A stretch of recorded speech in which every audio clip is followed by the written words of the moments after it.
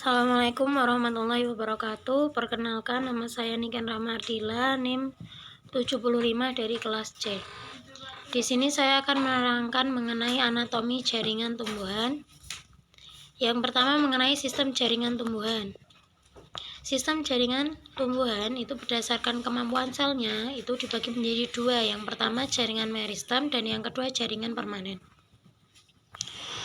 Lanjut ke struktur dan fungsi jaringan meristem. Jaringan meristem apikal atau jaringan yang berada pada ujung daun. Yang kedua ada meristem interkalar yang terdapat pada pangkal ruas batang. Yang ketiga meristem lateral yang berada pada tumbuhan pembuluh dan kambium gabus. Yang terakhir ada meristem apikal yang berada pada ujung akar. Jaringan meristem, apa itu jaringan meristem? Jaringan meristem adalah jaringan yang sel penyusunnya bersifat embryonal atau terus-menerus membelah diri dan menambah jumlah sel tubuh tumbuhan. Sel meristem merupakan sel muda dan belum mengalami diferensiasi dan spesialisasi. Nah, ciri-ciri jaringan meristem yang pertama, sel berukuran kecil, terdiri dari sel muda dalam fase pembelahan dan pertumbuhan. Nukleus berukuran relatif besar, sel berdinding tipis, sitoplasma berjumlah banyak, vakuola berukuran kecil, selnya berbentuk kubus dan plastida belum matang. Fungsi jaringan meristem ada 4.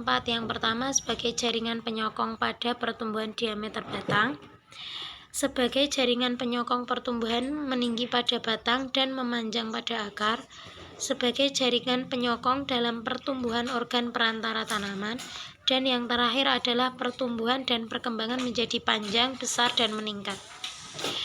Kita akan bahas yang pertama mengenai jaringan meristem apikal.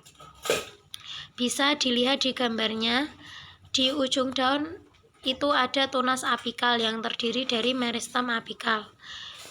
Yang di batang terdapat kambium vaskuler, terus ada kambium atau meristem lateral. Yang di ujung akar ada meristem yang akan membentuk akar lateral meristem apikal akar, rambut akar, dan meristem apikal akar di dekat tudung akar. Yang kedua yaitu jaringan meristem interkalar. Yang pertama meristem interkalar yang berada di atas garis itu arah tumbuhnya ke atas. Kemudian ada internodus, dan yang selanjutnya jaringan meristem lateral dijelaskan dalam gambar potongan pohon. Bisa dilihat ada rai, cork, kambium, primary polum, secondary polum, vascular cambium, primary xylem, secondary xylem, cortex, annual, ground layers. Nah, jaringan yang berasal dari pembelahan sel-sel meristem primer maupun sekunder yang telah didiferensiasi dan terspesialisasi mengalami perubahan bentuk sesuai dengan fungsinya. Berdasarkan jumlah sel, ada 2 jaringan, yaitu jaringan sederhana dan jaringan kompleks. Contoh jaringan sederhana adalah parenkim, kolenkim, sklerenkim. Contoh jaringan kompleks adalah epidermis, xilem, dan flem. Menurut fungsinya, jaringan dikelompokkan menjadi 5. Yang pertama jaringan pelindung atau epidermis, yang kedua jaringan dasar atau parenkim, yang ketiga jaringan penyokong kolenkim dan sklerenkim, yang keempat adalah jaringan pengangkut atau pembuluh, contohnya xilem dan flem atau vaskuler, dan yang terakhir adalah jaringan gabus. Tersusun dari sel selapis, sel yang berbentuk pipih rapat, sel-selnya hidup dan tidak memiliki klorofil. Fungsi jaringan epidermis adalah sebagai pelindung jaringan di dalamnya, tempat pertukaran zat, dan menghambat hilangnya air karena penguapan. Derivat jaringan epidermis bisa dilihat di gambar itu jaringan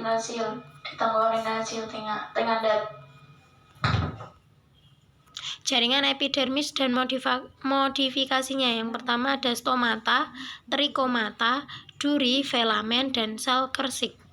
Disebut sebagai jaringan dasar karena 1. Menyusun sebagai besar jaringan pada akar batang, daun, dan buah. Yang kedua, terdapat di sebagian berkas jaringan pengangkut. Yang ketiga, terdapat di antara jaringan lain. Contohnya ada xilem dan floem. Dapat dibedakan dengan jaringan lain karena sel-selnya merupakan sel hidup yang berukuran besar, tipis, dan umumnya berbentuk segi enam. Memiliki vakuola, letak inti sel mendekati dasar sel, mampu membelah secara meristematik atau bersifat embrional, memiliki ruang antar sel yang banyak sehingga letaknya tidak rapat. Nah, jaringan parenkim, selanjutnya jaringan parenkim berdasarkan fungsinya. Ada 6. Yang pertama parenkim asimilasi, yang kedua parenkim penimbun, yang ketiga parenkim air, yang keempat parenkim pengangkut, yang kelima parenkim penyimpan udara, dan yang keenam parenkim penutup luka.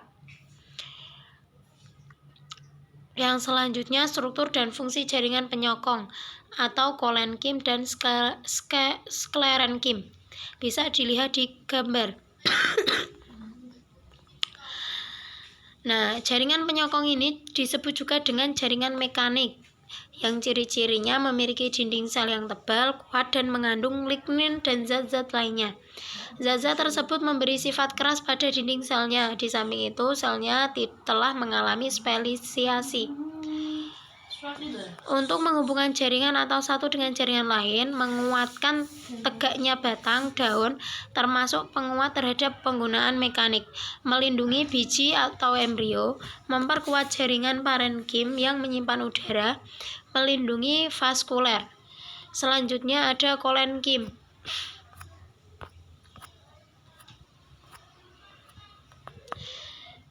Apa hubungan kolenkim dan parenkim? Nah, terdapat di bawah permukaan batang dan daun muda. Jarang ditemukan di akar. Tanda panah sel primer berdinding tebal dan lignin.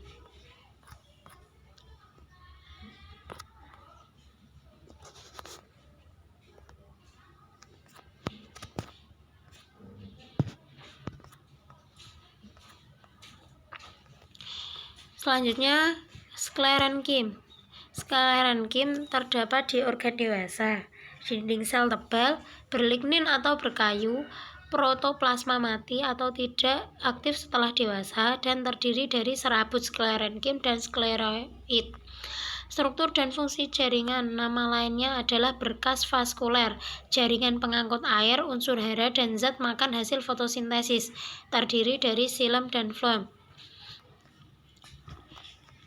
Xilem itu berfungsi untuk menyalurkan air dan unsur hara dari akar ke daun. Nah, umumnya merupakan jaringan mati dengan dinding sel yang tebal dan terlapis lignin atau berkayu. Macam-macam susunan sel jaringan yaitu xilem, yaitu trakea atau pembuluh kayu, parenkim xilem, serabut atau serat xilem. Bisa dilihat di gambar itu xilem, terdapat trakea, serabut xilem, trakeid, dan sel parenkim. Selanjutnya floem. Floem berfungsi menyalurkan zat-zat makanan hasil fotosintesis dari daun ke seluruh tubuh bagian tumbuhan.